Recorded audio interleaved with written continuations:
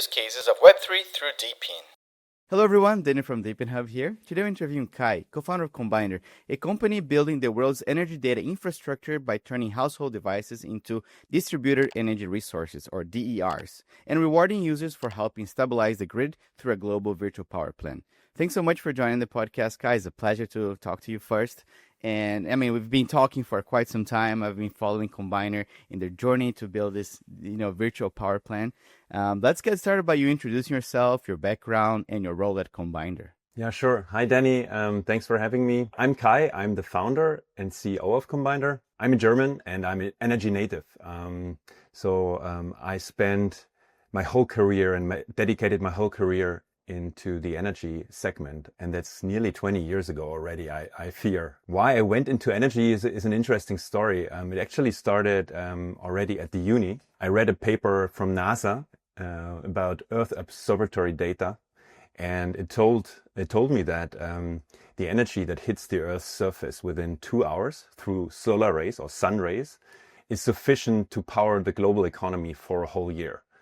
And that was making my decision clear. I want to go into energy. I want to help, making this science fiction novel into a reality. And that's why I started working with, all kinds of energy players of all kinds of sizes, such as a global energy major and also a regional energy supplier here in Vienna. And then I was leading also a software scale-up that was developing together with me like one of the first energy tokenization platforms in the world called MyPower. And so energy is the most important thing. I'm convinced. And I want to spend my whole career like in this, and Combinder obviously is the consequent next step on this pathway. It's impressive how much we rely on energy. Sometimes we forgot about that, right? What's the main vision about Combinder? What they try to do with what is a virtual power plant as well? Yeah, so many good questions. Let's start with a vision behind Combinder. Our main target is that every human on this planet has the chance to become energy independent, full control with their own energy, and can basically even receive, this amazing renewable energy for free. Right? Because you don't need to fuel a solar power plant and you don't need to fuel a wind turbine, but you need to consume at the right point in time. And that's what we want to do. And how we want to do this is by establishing a community-powered network that connects our everyday electrical devices, such as like your solar power plants, maybe even a plug-in solar power plant that people put on their balcony, your fridge, your electric vehicle charger, your heat pump, and so on.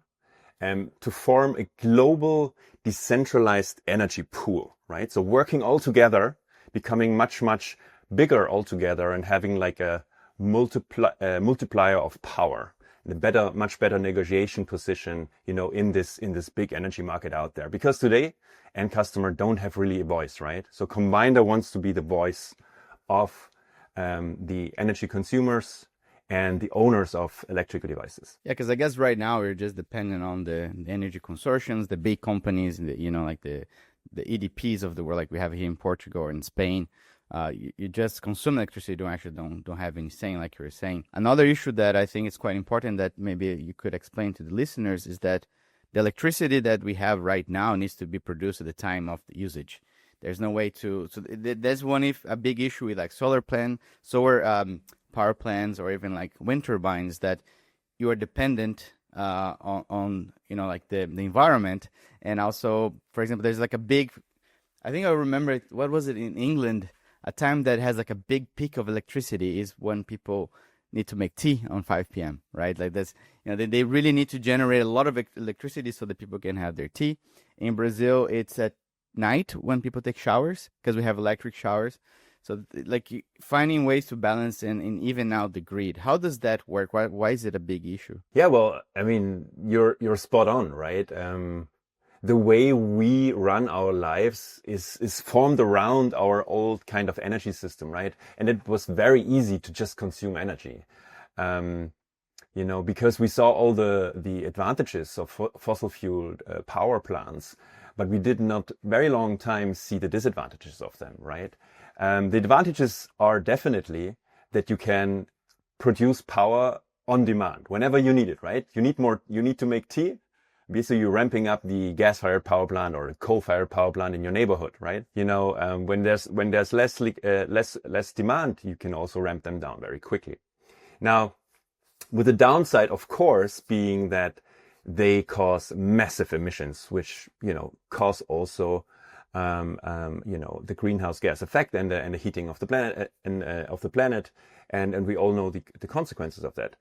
On the other hand, we have a very amazing new source of energy, which is renewables like wind power, solar power. They do have a big disadvantage, right, when it comes to production, because they no longer can produce energy on demand, but whenever the sun is shining and the wind is blowing. So therefore, we need to change basically our whole energy, coordination system and communication system to allow the consumers to actively follow those natural supply patterns.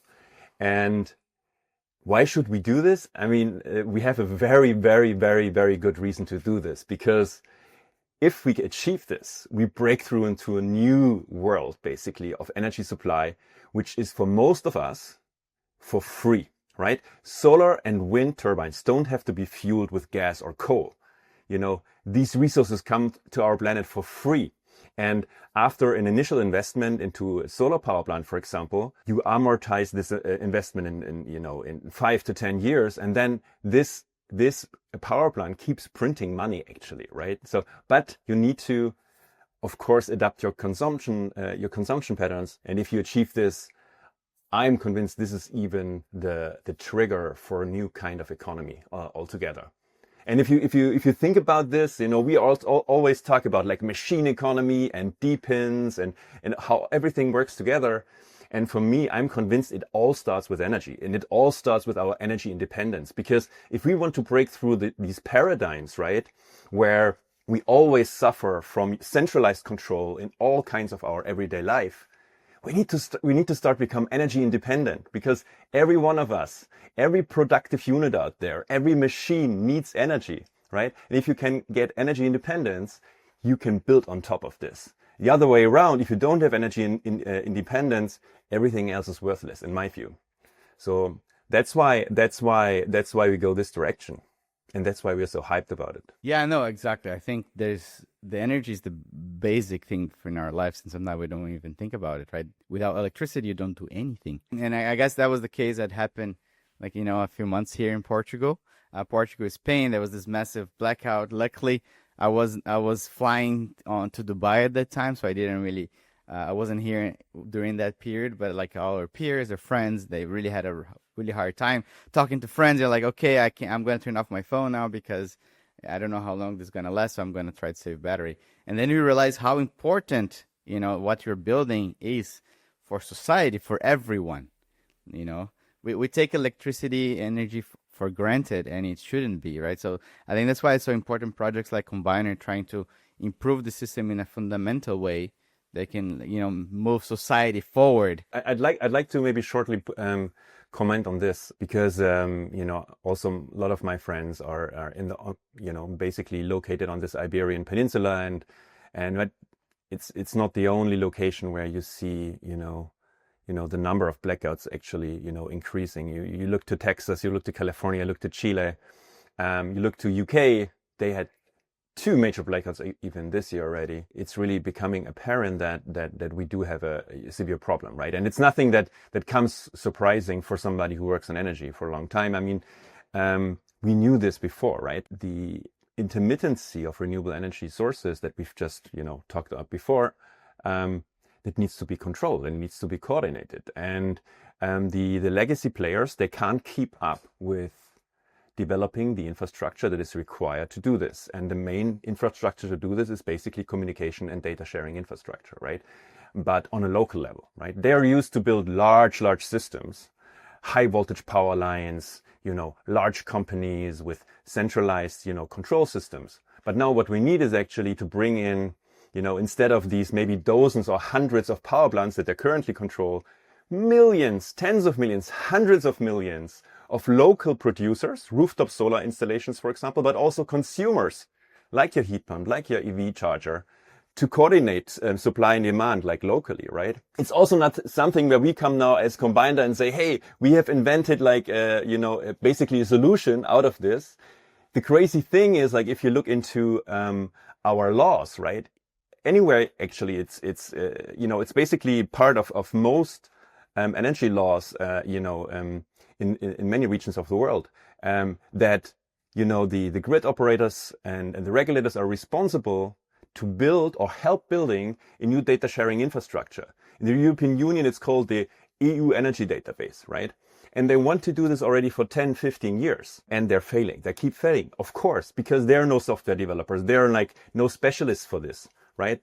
They are built and designed. These entities are designed over more than a century, partly, to just like do one thing, produce energy and sell it downstream, right? But not coordinating millions of people. And therefore, I am convinced that we need to do it ourselves, right? We need to basically start creating this data sharing infrastructure, this communication infrastructure where we can do it and where we're allowed to do this. And this is in a non-regulated space. In the non-regulated space behind your electricity meter, right? In the electricity grid, everything from the power plant, from the big power plants to your home is regulated. It's in the hand of the grid operators and distribution grid, transmission grid. They are responsible to collect the data and also to share the data. Does it work? No. In many places, smart meters are not even rolled out widely. When they're rolled out widely, they're not up to the job. So they deliver data too late and too little to actually manage energy in a real-time environment and really, optimize the flows as we need it.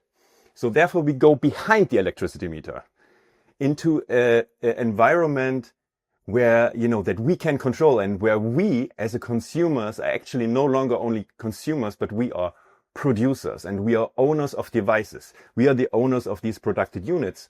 And Combinder enables you now basically to take the data in your own hands by connecting your devices to global energy data network. Yeah, I love it. It's like a decentralized power plant in a way as well, right? Because I think that's something that I read about DePIN in general. Instead of like one or a few companies owning the whole resources and the whole infrastructure, millions of people, they build that infrastructure. They also reward from that infrastructure. It's building a much more, like, say, fair world. I think that's what we're trying to do. A much better and for you, like, cleaner, greener, etc.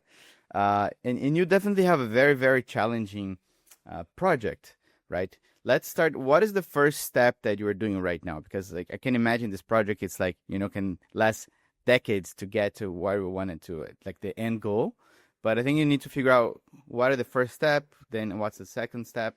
What are you now in this journey? I think like you did like a pre-seed round. So now it's like collecting like resources, and now you have, the devices. Which stage are you in this development? One important thing to understand is that, we, myself and also the rest of the team, we did not start the journey into decentralized energy with Combinder. So most of us are already in the game for a very long time. And like myself, I'm actively developing, decentralized energy solutions for the last 8 years. And what we understood is that until now, as you said, right, we very often have been too early with our solution. We wanted to go too far too quickly, and therefore basically alienating like the rest of the consumers, but also businesses and companies. So with Combinder, we're trying to, make things completely new and do the right things at the right point in time. So currently, it's not too much about the devices and the technology. It's more about the humans, like the users, the owners of the devices, the human beings that basically have the chance to do something new now, right? To basically take ownership over their energy data. And therefore we created a very, very, very simple product that everyone can use, that everybody that has a mobile phone actually can participate in. All you need is basically your mobile phone, right? And then we integrate it into also here, right? We don't bring our own hardware. We want to integrate into the hardware that you already have at home, the devices you already purchased, right? And we researched obviously massively the market, what is like one of the most abundant devices out there. And this is, it happens to be a Wi-Fi plug, a smart plug that you can put into your wall socket at home. And surprise, surprise, you can not only manage your Christmas lighting with this, Danny, but you can also measure your energy data with this. So everything you plug in here, you can see, how much power is getting sucked out of the wall socket. Or even if you have a plug-in solar power plant, which is a big trend in Europe currently, you can buy these things in Aldi and Lidl everywhere. You can also plug them in and you can see how much they are producing. So that's basically it, right? So you go to beta.combinder.io, you register yourself, whether you already have such a Shelly smart plug or you can purchase one in 178 nations around the world for less than $20. Once you have it, you just plug it in and you install it to Combinder, and then you're already rolling. You have real-time data insights about your energy consumption, and you are in a pole position for any added value services that we will create on top, starting with some really nice AI gadgets that will help you already improve your energy demand massively in the future. I can show mine as well. I have a Shelly device here. Actually, I have a bunch around the house because since I got to know Combiner, I started research more. I mean, I'm a big energy nerd. I'm a hardware engineer. My university was very focused a lot on power, even though I tried to stay under 12 volts most of the time on the electronic side. But I'm a big fan of these devices, right? Because in my office here, what I'm recording right now, I have, I don't know, like 10, 15 different DePIN projects. I have like a 4090 graphic card mining some other DePIN projects with mini AI. So now I have one place that I can see actually how much power it's being generated, it's being consuming, right? And I think for me personally, Combiner is a project that I'm not just offering, data, but I'm actually like using that data for myself, because it's really interesting to see, like, for example, the computer with like a graphic card. Every few minutes I get like an AI task to process. I can see the power going up, and then when it's done, it goes down and keep going up and down. And like, okay, this is actually super, super valuable. And painful. It's so painful, man. My son just got a 4090. And now I plugged in his PC and it drives me crazy. I have to say, it sucks so much energy. 500 watt is nothing, right? You told me the other day, you also like, very often during the day, you're basically getting through 500, 600 watt, just for this PC, right? Yeah, it's for science. Let's go with that. But it's definitely a lot of power if you consider like a lot of other DePIN devices out there that consume nothing, like Entropy, for example. And all the AI models, they run also on these big workstations, right? On these data centers around the world. So we can really imagine, how much energy they are drawing today and even more so in the future. So we just, I just come back from a meeting with a large visual or a graphic design studio here in Vienna. They do just also visuals for events. So huge events with like hundreds of monitors and big, installations, graphic installation, visual installations, and the server park they're running to render those big, graphic files is insane. And it was a very, very interesting meeting with the chief operating officer of this company, and it was an eye opener for me. I didn't even know that, besides those, classic cloud server farms that you have everywhere, there's like small, medium enterprises that have like these big rendering farms in their basement, and they consume so much energy. And the good thing is also they don't need it like 24 hours, right?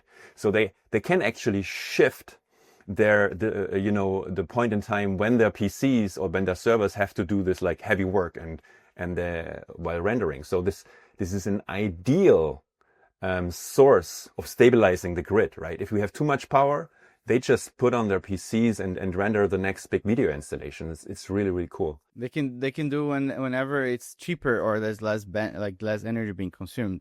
Like this, if this company, for example, were in London, they should run this thing in the middle of the night, for example, the processing, not when everyone's trying to make tea, right?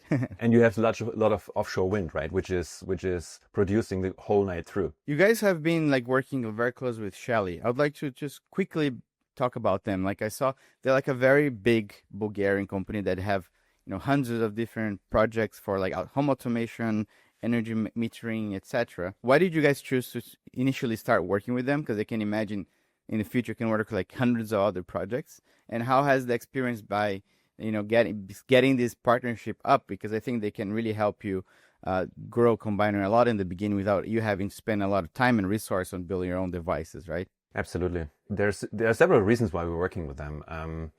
We were searching for a device that's already abundantly available out there. So Shelly has sold 10 million of these smart plugs.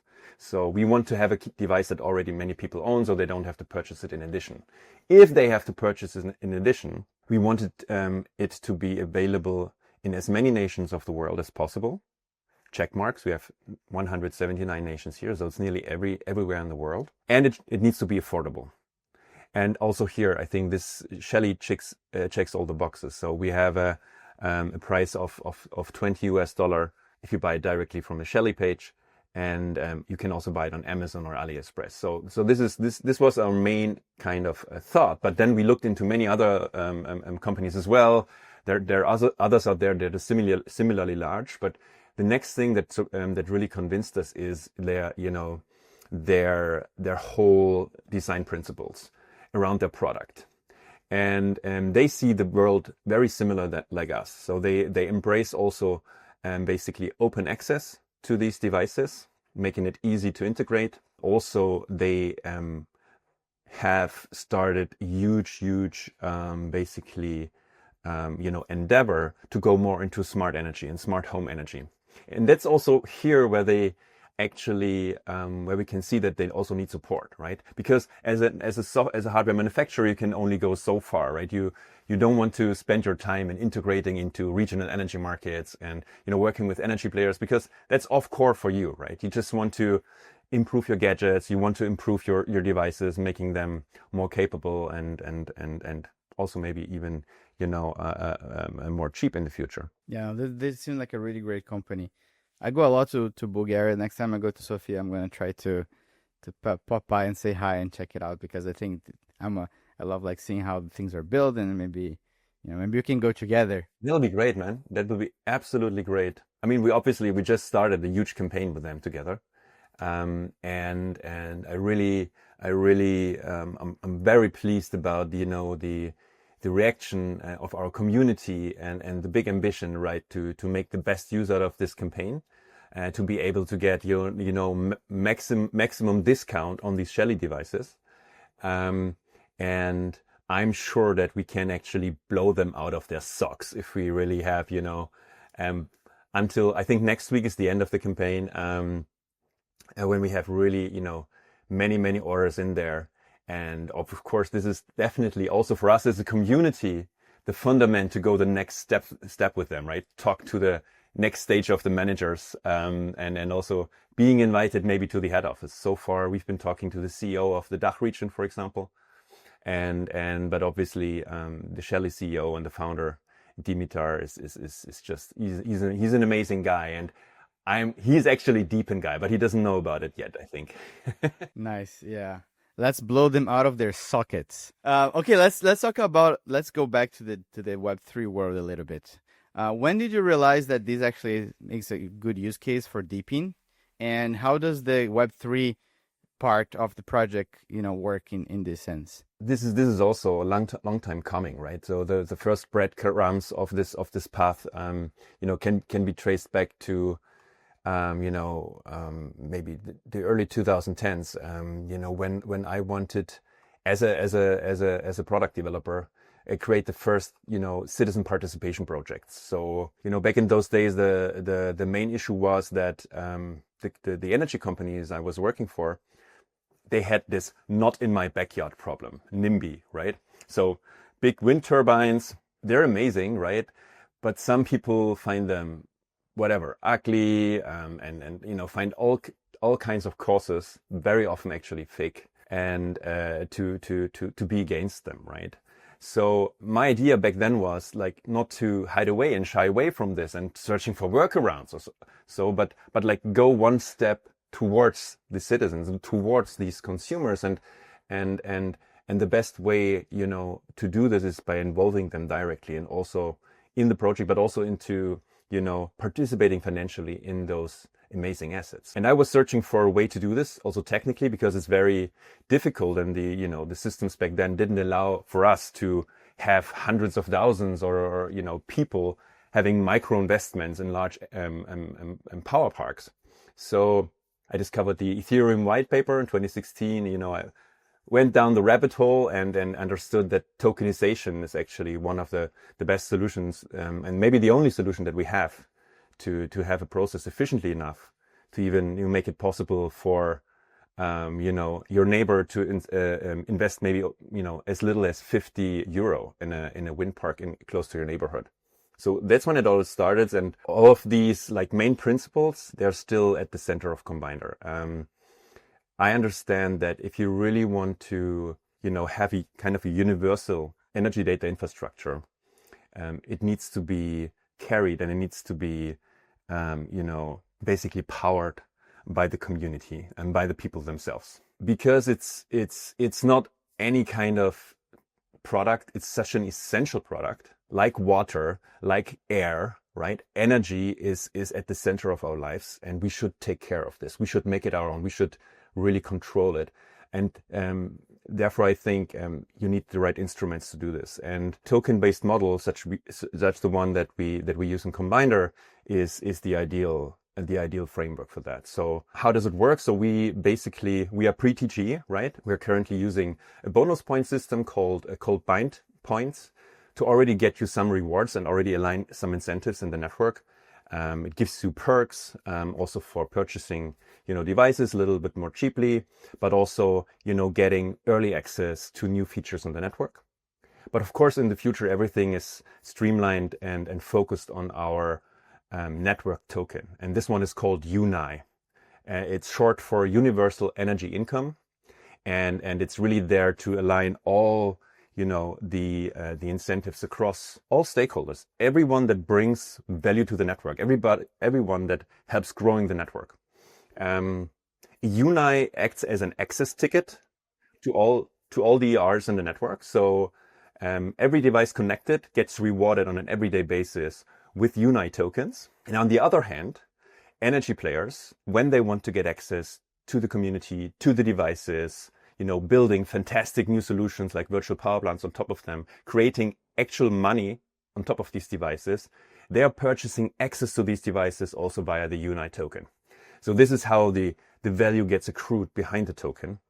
And it's a huge network. So we have 2.5 billion households on the planet. Every household has at least one device that could act as a distributed energy resource, if it's only a mobile phone charger. And this gives you a little bit of an impression of the kind of the size of the network and the value that we can generate in the future. The business model is going to be like people are going to start those devices in their homes, even if it's, like you said, like a cell phone charger or a lot of devices like my home.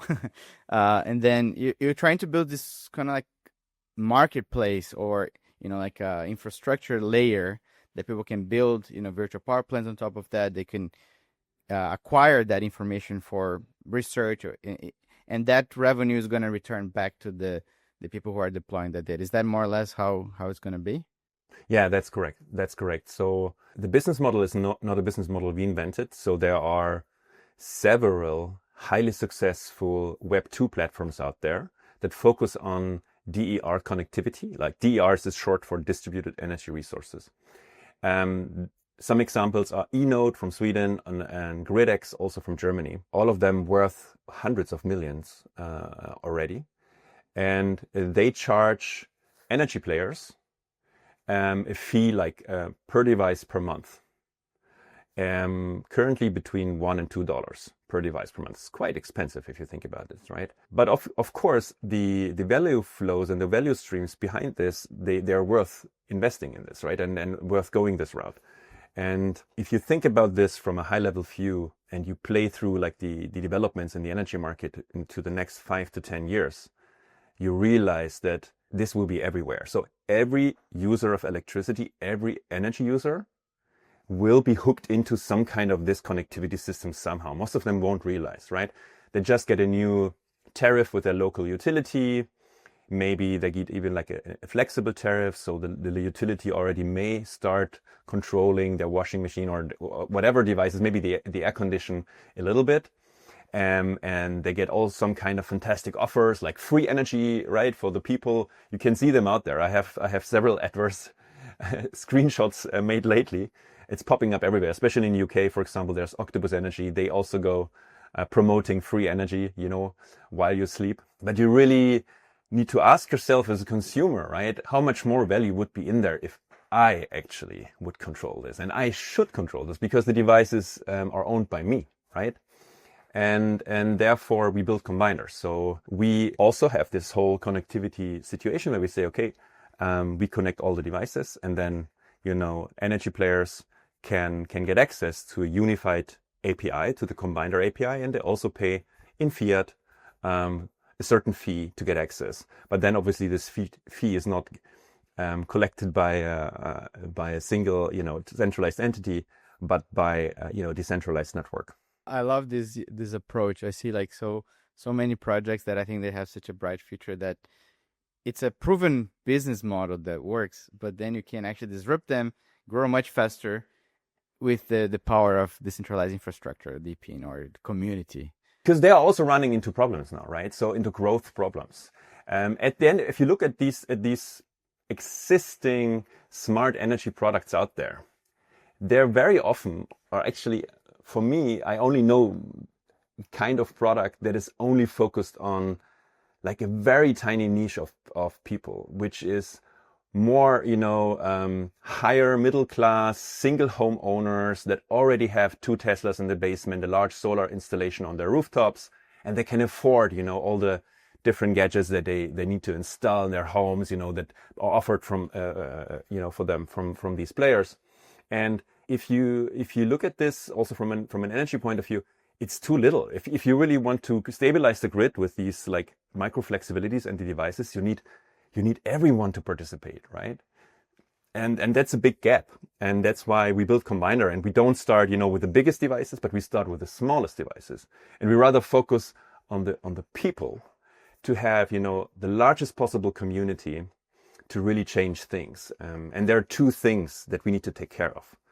2 elements that basically give us power as a community. The first thing is purchasing power. If we, work together, if we collect, for example, orders for a certain valuable device, we can get this device much more affordable and get some community members in a situation where they can purchase this device, first time ever, because before it was maybe too expensive. Also with this purchasing power, with crowdfunding like these devices, you also have a much better bargaining position versus hardware manufacturers, right?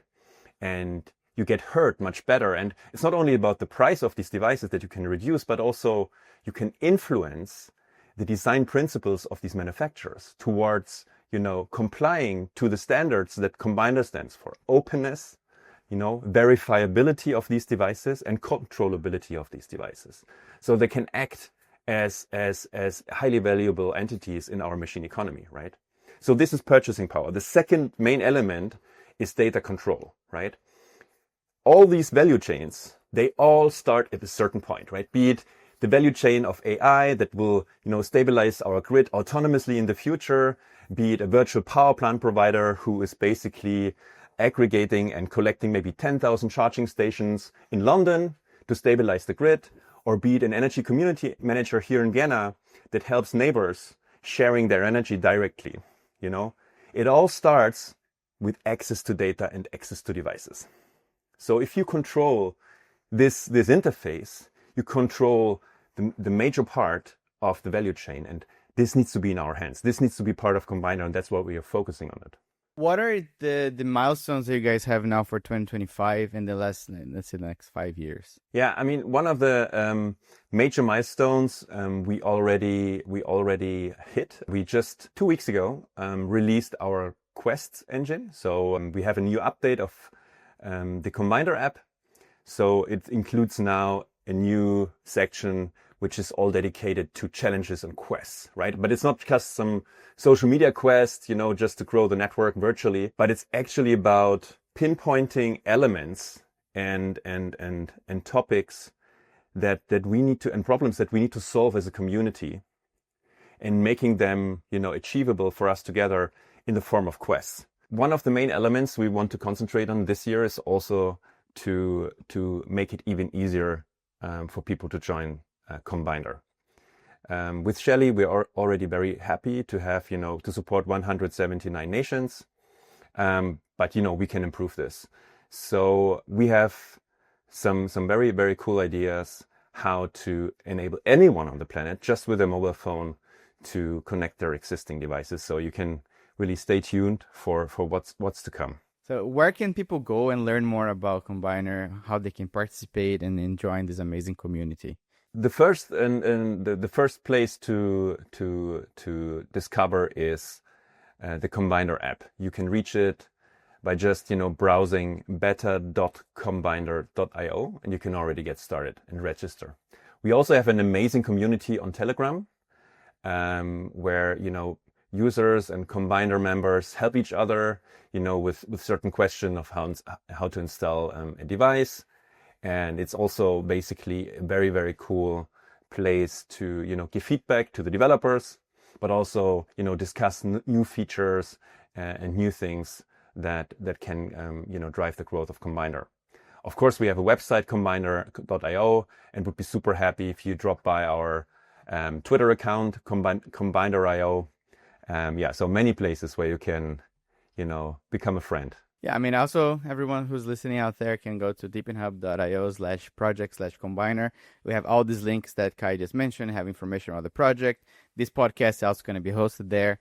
And yeah, thanks so much for joining the podcast, Kai. It was a pleasure talking to you. It's always good to see you around the world, and then I hope to see you soon, maybe in Sofia. Let's see how things go. Go. Yeah, we should do that. Yeah.